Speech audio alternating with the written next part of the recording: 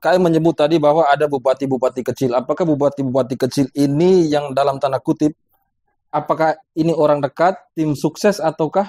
Yang saya sampaikan tadi, pokir saya itu bukan 800 juta. Pokir saya itu 183 miliar. 183 miliar. Pokir saya. Kalau kalian lihat kepemimpinan sebelumnya, masa Jafar, masa Marcel, masa Padon, apakah menguntungkan oligarki atau tidak? Lo lihat saja Marcel tuh apa yang dia tinggalkan untuk keluarga dan istri anaknya. Lihat saja Don Vangke itu apa yang dia tinggalkan. Kak Armin, selamat siang. Selamat siang. Terima kasih telah memenuhi undangan kami untuk hadir dalam podcast yang membicarakan tentang pokir. Nah, Kak Armin, ini kan sekarang pokir lagi hangat-hangatnya dibicarakan. Terakhir beredar data mengenai angka pokir seluruh anggota DPRD. Tetapi sebelum membahas hal itu, saya juga mau kepingin tahu sebagai penjelasan terhadap masyarakat tentang mekanisme pokir. Sebenarnya apa ini pokir dan bagaimana mekanismenya? Baik, yang pertama saya mau sampaikan ini. Jadi secara pribadi, baik sebagai wakil rakyat, akhir-akhir ini saya sangat menyayangkan sekali. Kenapa seakan-akan lembaga DPR ini diobok-obok, dibully di akhir-akhir ini. Ini lembaga rakyat ini. Mestinya kita sama-sama menghargai. Tapi kelihatannya sampai detik ini, lembaga ini dibully habis-habisan. Dibully ya? Ya, dibully habis-habisan.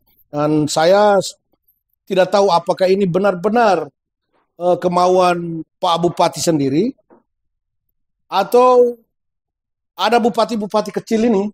Bupati-bupati kecil ini, bupati-bupati bayangan ini. Saya yakin Pak Tote tidak seperti ini. Tapi semoga keyakinan saya itu menjadi kebenaran. Tapi kalau ada masukan-masukan dari bupati-bupati bayangan, bupati-bupati kecil ini, saya pikir ini semestinya tidak perlu ditanggapi. Karena apa ya, bisa dikatakan ini manusia-manusia yang gagal berpikir sebenarnya. Maksud gagal berpikir itu berarti tidak berpikir tentang bagaimana ende ke depan ini harus baik, kita atur dengan baik. Seperti itu. Ya. Nah, ini kan KM menyebut tadi bahwa ada bupati-bupati kecil. Apakah bupati-bupati kecil ini yang dalam tanda kutip, apakah ini orang dekat, tim sukses, ataukah yang menyebabkan kontroversi ini sampai terjadi? Saya tidak tahu apakah itu tim sukses atau orang dekat, tetapi saya melihat tarikan persoalan ini dibentuk oleh oknum-oknum yang tidak bertanggung jawab. Apakah mereka menganggap diri mereka orang dekatnya bupati atau timnya bupati, saya tidak tahu. Tapi saya melihat mereka itu adalah bupati-bupati kecil. Hari ini lembaga ini dibully habis-habisan. Tendensinya apa kita tidak tahu. Kita tidak tahu. Nah, orang-orang seperti ini kan saya sudah bilang tadi, ini orang-orang yang gagal berpikir. Gagal berpikir. Semestinya kita berpikir yang baik-baik saja. Bagaimana ini ke depan? Seperti itu. Nah, semua fakta, semua data kalau benar kita tampilkan. Jangan asumsi yang berlebihan, itu tidak boleh. Nah, ini kan mulai beredar ketika Bupati menganggap bahwa pokir anggota DPR itu tuh digunakan untuk belanja yang menurut beliau remeh-temeh. Jadi mungkin perlu masyarakat dengarkan apa yang saya sampaikan ini. Pokir itu perintah undang-undang. Perintah undang-undang. Kalau kami tidak laksanakan, kami disalahkan. Itu inti poinnya di situ. Kami tidak laksanakan, kami disalahkan. Lalu hari ini beredarlah angka-angka pokir itu. Seperti saya, yang beredar di medsos itu, dari orang-orang yang tidak bertanggung jawab itu kan angkanya di 800 juta. Oh, itu saya tersinggung, Pak. Sebagai wakil rakyat saya tidak mampu. Pokir saya itu setelah saya reses 2 kali itu bukan 800 juta. Pokir saya itu 183 miliar. Loh, kok 180? Iya, pokir itu pokok-pokok pikiran. Iya. Yang prosesnya dari reses DPR. Aspirasi masyarakat sampaikan ke kami. Ya, kami tuangkan di dalam pokok-pokok pikiran ini. Lalu kami masukkan ke SIPD. Terekam di SIPD. Iya, itu pokir. Dan satu anggota DPR itu punya akun SIPD. Punya akun. Pokir saya itu 100 lebih miliar, bukan 800. Itu salah itu. kok bisa sampai 100 M lebih begitu? Iya, kan Pak Agus dilihat sendiri. Satu kecamatan Bawaria itu. Oke. Saya sudah pernah sampaikan di Pak Bupati waktu musrembang di Bawaria bahwa ada 7 ruas jalan yang sudah 20 tahun tidak dikerjakan oleh pemerintah di Kecamatan Bawaria.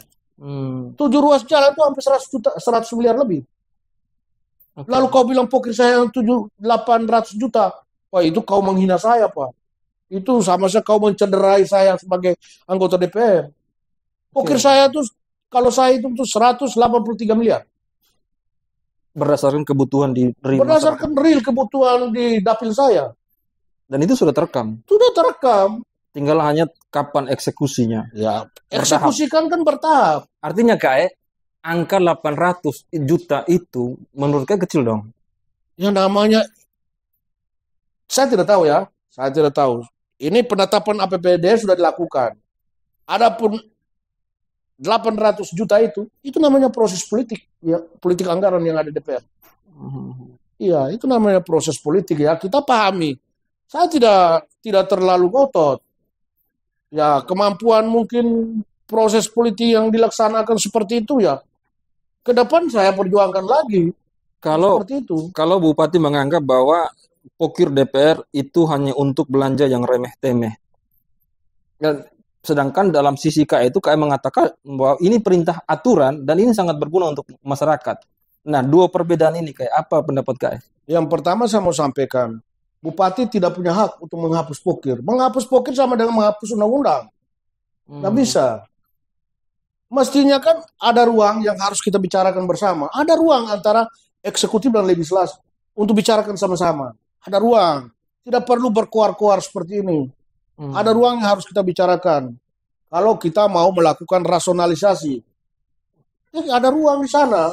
Jangan sampai kita sampaikan ke publik bahwa DPR punya pokir sekian-sekian. DPR punya pokir itu bukan 34 miliar, Bos. Ratusan miliar itu. Dari kami 30 orang itu. Ratusan Pak. Saya sendiri saja sudah 180 miliar lebih. KAI sendiri tuh. Saya sendiri, apalagi teman-teman 29 orang. Jadi pokir kita itu bukan 34 miliar, itu salah. Mungkin yang diakomodir di penetapan anggaran tahun 2025 ini, pemerintah mengalokasikan anggaran bersama tim anggaran pemerintah daerah bersama badan anggaran, mungkin sebesar itu. Ya. Ya, kita melihat dan kondisi keuangan daerah. Sah-sah saja. Tidak ada yang salah di sana, tidak ada. Tidak ada yang salah. Kalau misalkan Bupati sempat menyebut bahwa dia akan menyesuaikan sesuai dengan PAD dalam kebijakan politik anggaran beliau. Menurut KAI, berarti kan itu nanti akan turun itu. Posisi pokir, tunjangan, dan lain sebagainya itu. Ya silakan mengusulkan ke DPR. Bupati tidak bisa sepihak. Semua anggaran harus atas persetujuan DPR. Jangan sampai hari ini rakyat mengerti bahwa Bupati bisa potong ini, potong. Nggak bisa, Bos. Pengelolaan keuangan daerah ini kan ada DPR. Hak budgetnya ada di DPR. Hak budget itu bukan ada di pemerintah, ada di DPR. Kalaupun ada kesalahan, kalaupun ada kejanggalan, ya pemerintah silakan mengusulkan ke DPR untuk menyetujui apa yang diusulkan. DPR melihat apa nih, Bupati ambil ini untuk bangun apa nih, kan begitu. Kami juga bisa rasionalisasi, merasionalkan apa yang menjadi pikiran-pikiran pemerintah. Tidak semua kita benar. Berarti mengenai dengan politik anggaran yang menyesuaikan dengan PAD nantinya, itu DPR itu mana saja, yang penting dibahas bersama. Dibahas, ada ruangnya, jangan berkuar-kuar sembarang. Ada ruangnya, jangan berkuar-kuar. Ketawa masyarakat. Kalau kita awal ini sudah angkat bendera perang, berarti korbannya masyarakat. Kami ini siap saja kalau mau berperang 5 tahun, kita siap. Saya siap berperang kok. Saya. Makanya jadi pejabat itu, kita harus tahu tupoksi kita masing-masing. Saya sebagai DPR, fungsi tugas saya apa? Pemerintah fungsi tugas apa? Jangan sampai kita ini DPR juga kita, pemerintah juga kita, polisi juga kita, jaksa juga kita. Itu tidak boleh, Pak. Tapi kan Bupati menyebut bahwa politik anggaran sebelum kepemimpinan beliau itu hanya menguntungkan oligarki. Dia tahu dari mana itu? Menurut Kak? Dia tahu dari mana? Mana datanya coba? Harus tampilkan data yang akurat. Bahwa ini benar menguntungkan oligarki. Iya, oligarki itu yang mana? Siapa? Kelompok yang mana? Kalau kalian lihat kepemimpinan sebelumnya, masa Jafar, masa Marcel, masa Padon, apakah menguntungkan oligarki atau tidak? Lo lihat saja Marcel tuh apa yang dia tinggalkan untuk keluarga dan istri anaknya. Lihat saja Don Vangge itu apa yang dia tinggalkan untuk keluarga dan istri anaknya. Tidak ada apa-apanya orang ini. Jangan tuduh sembarang. Orang urus kabupaten ini dengan setengah mati kok dituduh-tuduh. Kalau punya bukti hari ini coba. Buktikan. Jangan hanya move-move saja. Buktikan. Ini sudah di ruang publik ini kita buktikan secara hukum. Iya, dari pejabat tuh ngomongnya harus sedikit akademis. Jangan karang-karang. Betul. Buktikan. Berarti pernyataan politik anggaran yang memihak oligarki itu tidak serta-merta mau mengatakan bahwa kepemimpinan sebelum begini. Jadi begini, saya berharap jangan menggiring opini publik jangan sampai menggiring opini publik bahwa DPR juga pemerintah. Jangan. DPR bukan pemerintah. Bupati, wakil bupati bersama DPR itu adalah pemerintah. Sehingga bupati, wakil bupati bicara tentang politik anggaran, DPR bicara tentang anggaran politik. Kita kat di situ, saling menghargai, saling menghormati. Begitu. Jangan sampai menggiring opini bahwa kami juga pemerintah. Kami bukan pemerintah kami. Kami bukan pemerintah. Kami ini wakil rakyat, kami ini DPR. Bukan pemerintah. Posisinya setara. Kita ini pemerintahan. Setara dengan bupati. Iya, pemerintahan. Seperti itu, Pak. Soal penyesuaian tunjangan, Kak ini kan setara eselon 2. Beliau mau menyesuaikan itu. Menurut Kak, perhitungan tunjangan sekarang, apakah sudah benar ataukah belum? Saya tidak tahu ya. Saya tidak tahu apakah Pak Bupati punya hitungan-hitungan lain. Saya pikir begini, untuk jadi bupati, untuk jadi DPR ini tidak ada sekolah khusus. Tidak ada sekolah khusus. Hari ini kita baca undang-undang yang sama.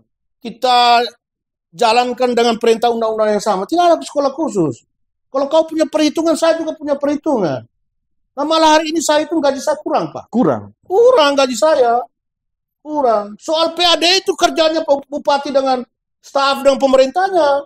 Bukan kerjanya DPR. Kenapa PAD tidak mencapai target? Berarti kerja salah. Kerja tidak benar. Ya, kalau misalkan hitungan kurang, Kak ini kan setara eselon 2. Kak bisa jelaskan sedikit soal hitungan Kak. Kekurangannya bagaimana ini? Saya sudah bilang, Mbak, kampung saya tidak tahu gaji saya berapa. Ya.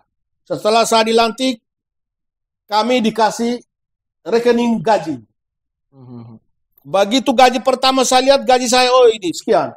Saya lihat kurang ini gaji saya ini. Gaji saya kurang, Pak. Gaji saya ini setara eselon 2. Ya. Setara eselon 2. Nah, kalau tunjangan, gaji DPR seluruh Indonesia gaji pokok sama. Sama. Tidak ada yang beda. Seluruh Indonesia gaji pokok sama. Bedanya di tunjangan. Tunjangan Pak Bupati itu lebih besar loh daripada kami. Pak Bupati itu sudah dikasih mobil, sudah dikasih rumah, sudah ada Pol PP, security, sudah ada Walpri, sudah ada kepala rumah tangga, sudah ada cleaning service. Tunjangan lebih besar dari kami, Pak. Kami diam-diam saja. Kalau kami, tunjangan kami, kalau setara dengan eselon 2. Yang pertama soal tunjangan perumahan. Tapi saya mau katakan, ini tunjangan perumahan, bukan tunjangan rumah. Kalau tunjangan rumah itu hanya saya dan saya punya istri. Tapi kalau tunjangan perumahan itu saya, istri, anak, masyarakat, semua di situ. Makan sama-sama, uang bagi ke sana. Datang tiap hari minta uang kita kasih. Itu tunjangan perumahan. Kalau tunjangan transportasi, eselon 2 di NS ini naik mobil Innova semua. Betul. Nah mobil Innova di NS 1 hari berapa? 1 juta. Kalau 1 juta berarti kami harus 1 bulan 30 juta. Karena setara dengan eselon 2. Setara. Kurang berarti. Kalau soal PAD itu urusan kau. Bupati. Ini urusan kau. Kenapa PAD ini tidak mencapai target? Mestinya hari ini, di 100 hari ini, kita bicara meletakkan fondasi bagaimana kiat-kiat strategi kita, inovasi kita untuk meningkatkan PAD Kabupaten Ende ini. Itu yang harus kita bicara. Itu yang rakyat tunggu. Berarti bukan lapor pencuri-pencuri di lapor-lapor, jangan. Bagaimana meningkatkan PAD? Kolaborasi berarti. Iya, meningkatkan PAD ini bagaimana? Ya, DPR mengawasi. Sebenarnya yang bertanya hari ini itu DPR, kenapa PAD tidak mencapai target? Itu tugasnya DPR untuk bertanya, bukan melaporkan kepada rakyat, melaporkan kepada publik. Bukan, tugasnya DPR bertanya ke pemerintah, kenapa tidak mencapai target? Kalau tidak mencapai target berarti pemerintah kerjanya tidak benar ini. Salahnya di mana ini? Begitu. Nah, sekarang ini kan sudah terlanjur heboh di publik soal pokir ini. Terbaru soal data yang merekap per anggota DPR dengan besaran pokir. Menurut penelusuran KS sebagai ketua fraksi Nasdem, apakah itu bersumber dari Bupati? Saya tidak tahu itu bocoran data, itu data-data liar seperti itu saya tidak pakai itu. Nah, itu kan data yang dihembuskan, yang disebarkan oleh orang-orang yang tidak bertanggung jawab. Masa seorang bupati bisa sebarkan data palsu? Itu tidak mungkin, Pak. Itu saya tidak yakin. Nah, itu data palsu, saya tidak tanggapi itu. Yang saya sampaikan tadi, pokir saya itu bukan 800 juta. Pokir saya itu 183 miliar. 183 miliar. Pokir saya. Masa kelasnya saya pokir 800 juta bagaimana kok? Saya reses sudah 2 kali. Pokir saya itu 183 miliar. Entah direalisasinya di APBD 2025 ini berapa, ya kita lihat nanti. Ya kita lihat. Tapi kan ini di dalam DPR juga kan pasti timbul gejolak. Tadi saya dengar ketua fraksi PKB bahkan sudah menyatakan menantang debat terbuka Bupati ND. Informasi juga beredar bahwa di dalam DPRD ada yang pro Bupati, ada yang pro kepada kepentingan DPR. Ini bagaimana sebenarnya situasi? Saya tidak pro kemana-mana, saya hanya menjaga marwah lembaga saja saya. Lembaga ini jangan diobok-obok. Ini lembaga rakyat. Itu saja. Kita dikasih gaji oleh negara. Wajib mempertahankan ini lembaga.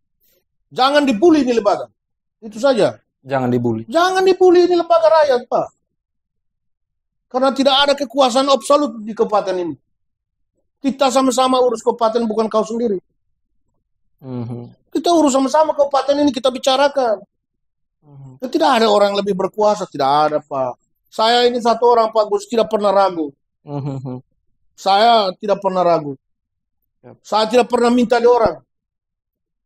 Saya biasa-biasa saja. Sebagai wakil rakyat, saya bekerja sesuai aturan undang-undang yang ada. Tapi kenapa ruang antara Bupati dan DPRD ini sebagai mitra dalam pembangunan kok terlihat lebar sekali jaraknya? Kayak sering terjadi miss antara DPRD sama Bupati, begitupun Bupati dengan DPRD. Saya merasa tidak. Apakah jarang duduk antara DPR dan Bupati ini?